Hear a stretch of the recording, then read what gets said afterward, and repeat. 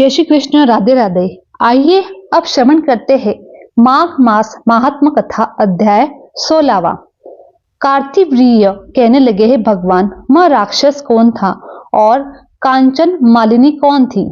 उसने अपना धर्म कैसे दिया और उनका साथ कैसे हुआ? हे ऋषि, अत्रि ऋषि को संतानों के सूर्य यह कथा सुनाकर मेरा कौतूहल दूर कीजिए। तब दत्तात्रेय जी कहने लगे कि हे राजन, इस पुरातन विचित्र इतिहास को सुनो। कांचन मालिनी नाम की एक सुंदर अप्सरा थी जो माघ मास में प्रयाग में स्नान करने के लिए कैलाश पर जा रही थी। तब उसको मार्ग में जाते हुए हिमालय के कुंज से एक घिर राक्षस ने देखा। उसने सोने जैसी तेज वाली, सुंदर कटी वाली, बड़े बड़े नेत्रों वाली, चंद्रमुखी, सुंदर केश, पिन पयोर वाली सुंदर अप्सरा को देखकर उस राक्षस ने कहा, हे सुंदरी कमल नैनी, तुम कौन हो? कहां से आ रही हो? तुम्हारे वस्त्र वाणी भीगी हुई है। तुम आकाश मार्ग से कहां जाती हो? किस पुण्य के प्रताप से तुम्हारा शरीर ऐसा तेजस्वी और रूप ऐसा मनोहर है? तुम्हारे गीले वस्त्र से मेरे मस्तक पर गिरे हुए बूंदे जल की मेरे क्रूर मन को एकदम शांति प्राप्त हो गई है। इसका क्या कारण है? तुम बड़ी शीलवती प्रतीत होती हो, इसका कारण मुझसे कहिए। अप्सरा ने कहा, राक्षस सुनो, मैं काम रूपिणी अप्सरा हूं। मैं प्रयाग में संगम में स्नान करने आ रही हूं। इसी से मेरे वस्त्र भीगे हुए हैं। अब कैलाश पर जा रही हूं, जहां पर श्री शिव निवास करते हैं।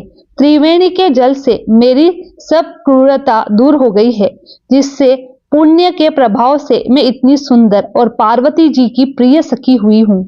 जो आश्चर्य देने वाली उदाहरण मुझसे ब्रह्मा जी ने कहा था। हे सुनो, मैं कलिंग देश के राजा की वैश्या थी। रूप, लावण्य और सुंदरता में अपूर्व थी। मेरी सुंदरता पर सारा नगर मोहित था। मैंने अनेक प्रकार के भोग भोगे, अनेक प्रकार के वस्त्र आभूषण, घर में कोई भी कमी नहीं थी। कई कामी पुरुष आपस में स्पर्धा से ही मृत्यु को प्राप्त हो गए। इस तरह उस नगर में बड़ी सुंदरता से यौवन व्यतीत हो रही थी और मैं वृद्धावस्था को प्राप्त हो गई। तब मेरे मन में विचार उत्पन्न हुआ कि मैंने अपनी सारी आयु पापों में व्यतीत कर दी। धर्म का कोई काम, कार्य, दान, तप, यज्ञ यदि नहीं किया, शिव या दुर्गा जी की आराधना भी नहीं की, न कभी भगवान विष्णु का पूजन किया। इस प्रकार अशांत चित्त से मैंने एक ब्राह्मण की शरण ली। वेदों का ज्ञाता, ब्रह्मनिष्ठ था। मैंने उनसे पूछा कि मेरा निस्तार किस प्रकार से हो सकता है। महाराज, साधुजन्य अच्छे और बुरे सभी पर दया करते हैं, इसलिए मुझ दीन पर भी कृपा करके मुझे कीचड़ से डूबी हुई होकर पकड़कर उबारिए। क्षीर सागर क्या हंस को ही दूध देता है, बत्तख को नहीं देता? तब वह ब्राह्मण, राजा का पुरोहित, इन सब बातों को सुनकर मुझ पर दया करके कहने लगा, तू ब्रह्मा के क्षेत्र में जाकर माघ मास में त्रिवेणी संगम में स्नान कर, परंतु मन में अशुभ क्रिया का विचार नहीं करना। पापों के नाश के लिए महर्षियों ने तीर्थ स्नान से अधिक और कोई प्रायश्चित नहीं बताया है। प्रयाग में स्नान करने से तो अवश्य पवित्र होकर स्वर्ग को जाएगी। हे भामिनी, पुराने समय में गौतम ऋषि की स्त्री को देखकर इंद्र ने काम के वशीभूत होकर कपट वेश में उससे भोग किया था। इसीलिए ऋषि द्वारा शाप दिया गया। उसका शरीर अत्यंत लज्जा युक्त हजारों भोगों वाला हो गया। तब इंद्र नीचा मुंह करके अपने पाप कर्म की बुराई करने लगा। मेरु पर्वत के शिखर पर स्वच्छ जल वाले सरोवर में एक स्वर्ण कमल से भरे हुए कटोर में घुस गया और अपने पापों को धिक्कारता हुआ कामदेव की बुराई करने लगा। यह सब पापों का मूल है। इसके ही वशीभूत होकर मनुष्य नरक में जाता है और अपने धर्म, कीर्ति, यश और धैर्य का नाश करता है। इंद्र ऐसा सोच रहा था, सो इंद्र के बिना सारा देवलोक शोभाहीन हो गया हो। तब देवता, गंधर्व, किन्नर, लोकपाल, इंद्राणी के सहित बृहस्पति जी से जाकर पूछने लगा है महाराज, इंद्र के न रहने से स्वर्ग ऐसा शोभहीन हो गया है जैसे सत्पुत्रों के बिना श्रेष्ठ कुल, इसलिए स्वर्ग की शोभा के लिए क्रिया सोचिए, इस विषय में देर नहीं लगाइए। तब बृहस्पति जी कहने लगे, इंद्र ने बिना सोचे समझे जो कर्म किया है उसका फल भोग रहा है, सो वह यहाँ सब जानता है। फिर गुरु जी ने सबको साथ लेकर स्वर्ण कमलों से युक्त बड़े सरोवर में इंद्र को देखा, जिसका मुख मलिन और आंखें बंद थी। तब इंद्र ने बृहस्पति जी के चरणों को पकड़कर कहा, इस पाप से उद्धार करके आप मेरी रक्षा कीजिए। तब बृहस्पति ने इंद्र से कहा कि प्रयाग में स्नान करने से ही तुम पाप से मुक्त हो जाओगे। तब इंद्र सहित सबने प्रयाग में जाकर संगम में स्नान किया और त्रिवेणी स्नान से इंद्र पाप मुक्त हो गया। तब बृहस्पति जी ने इंद्र को वरदान दे दिया कि तुम्हारे शरीर में जितने भंग है सब नेत्र हो जाएंगे। तब इंद्र ब्राह्मण के वर से 1000 नेत्रों से ऐसा सुशोभित हुआ जैसे मानसरोवर में कमल शोभायमान होता है। इति श्री माघ मास कथा अध्याय 16वां समाप्त। जय श्री हरि।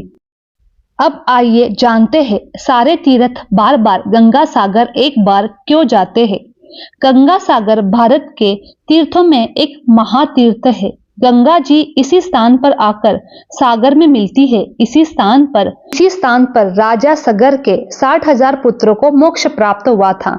यहाँ पर मकर संक्रांति पर बहुत बड़ा मेला लगता है, जहाँ लाखों श्रद्धा गंगा स्नान के लिए आते हैं। कहते हैं यहाँ स्नान करने से 100 यश्वमेध यज्ञ और 1000 गाय दान करने का फल मिलता है। गंगा सागर को तीर्थों का पिता कहा जाता है। कहने का तात्पर्य यह है कि गंगा सागर का अन्य तीर्थों की अपेक्षा में अत्यधिक महत्व है। शायद यही कारण है कि जन साधारण में यह कहावत बहुत प्रचलित है कि सब तीर्थ बार बार, गंगा सागर एक बार। गंगा जिस स्थान पर समुद्र से मिलती है उसे गंगा सागर कहा गया है। गंगा सागर एक बहुत ही सुंदर वन द्वीप समूह है जो बंगाल की दक्षिण सीमा में बंगाल की खाड़ी पर स्थित है। प्राचीन समय में इसे पाताल लोक के नाम से भी जाना जाता था। कलकत्ता से यात्री प्राय जहाज में गंगा सागर आते हैं। यहाँ मेले के दिनों में काफी भीड़ भाड़ व रौनक मिलती है, लेकिन बाकी दिनों में शांति एवं एकांतता की छाया होती है। तीर्थ स्थान सागर द्वीप में केवल थोड़े से ही साधु रहते हैं। अब वन से ढका और प्राय जनहीन है। इस सागर द्वीप में जहां गंगा सागर मेला होता है, वहां से 1 मील उत्तर में वामन खल स्थान पर एक प्राचीन मंदिर है। इस समय गंगा सागर पर मेला लगता है। पहले यहीं गंगा जी समुद्र में मिलती थी, किंतु अब गंगा का मुहाना पीछे हट गया है। अब गंगा सागर के पास गंगा जी की एक छोटी सी धारा समुद्र से मिलती है। आज यहाँ सपाट मैदान है और जहाँ तक नजर आती है वहाँ केवल घना जंगल। मेले के दिनों में गंगा के किनारे मेले के लिए स्थान बनाने के लिए इन जंगलों को कई मीलों तक काट दिया जाता है। गंगा सागर का मेला मकर संक्रांति को लगता है। खाने पीने के लिए होटल, पूजा पाठ की सामग्री व अन्य सामानों की भी बहुत सी दुकानें खुल जाती है। सारे तीर्थों का फल अकेले गंगा सागर में मिल जाता है। संक्रांति के दिन के बाद गंगा सागर में स्नान का महात्म्य सबसे महान बताया गया है। प्राप्त दोपहर स्नान और मुंडन कर्म होता है। यहाँ पर लोग श्राद्ध पिंडदान भी करते हैं।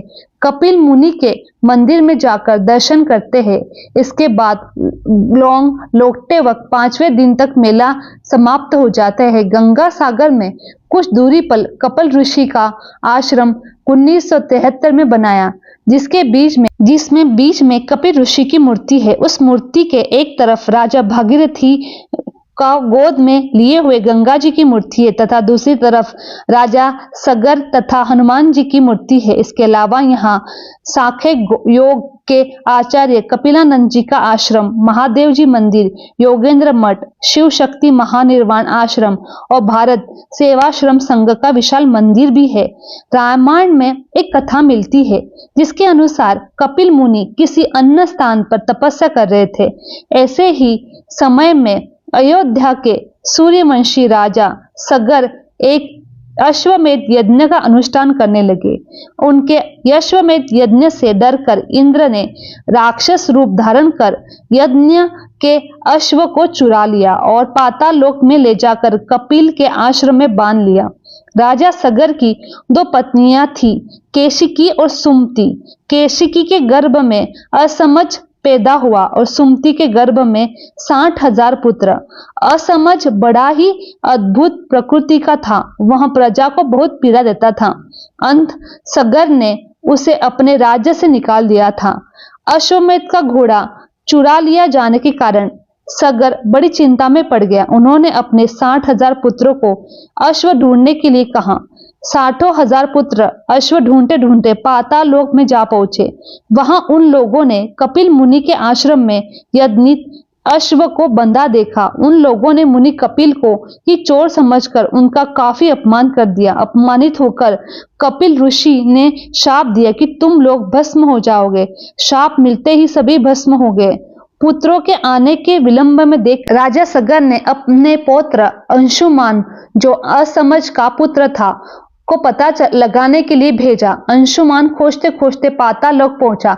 वहां अपने सभी चाचाओं को भस्म के रूप में प्रेरित देखा तो सारी स्थिति आकर समझाई। उन्होंने कपिल मुनि की स्तुति कर प्रसन्न किया। कपिल मुनि ने उसे घोड़ा ले जाने की अनुमति दे दी और यह भी कहा कि यदि राजा सगर को कोई वंशज गंगा को वहां तक ले जाए तो सभी उद्धार हो जाएंगे। अंशुमान घोड़ा लेकर अयोध्या लौट आया। यज्ञ समाप्त करने के बाद राजा सगर ने 30,000 वर्षों तक राज्य किया और अंत में अंशुमान को राजगद्दी देकर स्वर्ग सिधार गए। अंशुमान ने गंगा को पृथ्वी पर लाने की काफी प्रयत्न किया, लेकिन सफल नहीं हो पाया। अंशुमान के पुत्र दिलीप ने दीर्घ काल तक तपस्या की, लेकिन वह भी सफल नहीं हो पाया। दिलीप के पुत्र भागीरथ ने घोर तपस्या की। गंगा जी ने आश्वासन दिया कि मैं जरूर पृथ्वी पर आऊंगी, लेकिन जिस समय मैं स्वर्ग लोक से पृथ्वी पर आऊंगी उस समय मेरे प्रवाह को रोकने के लिए कोई उपस्थित होना चाहिए। भागीरथ ने इसके लिए भगवान शिव को प्रसन्न किया। भगवान शिव ने गंगा को अपनी जटा में धारण किया। भागीरथ ने उन्हें पुनः प्रसन्न किया तो शिवजी ने गंगा को छोड़ दिया। गंगा जी शिवजी के मस्तक में 7 स्रोतों में भूमि पर उतरी। हानादी, पावनी, नलिनी नामक 3 प्रवाह पूर्व की ओर चले गए। सीता तथा सिंधु नामक 3 प्रवाह पश्चिम की ओर चले गए।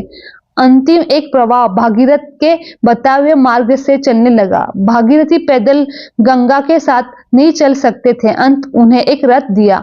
भागीरथ गंगा को लेकर उसी जगह आए जहां उनके प्रति पितामह यदि भस्म हुए थे।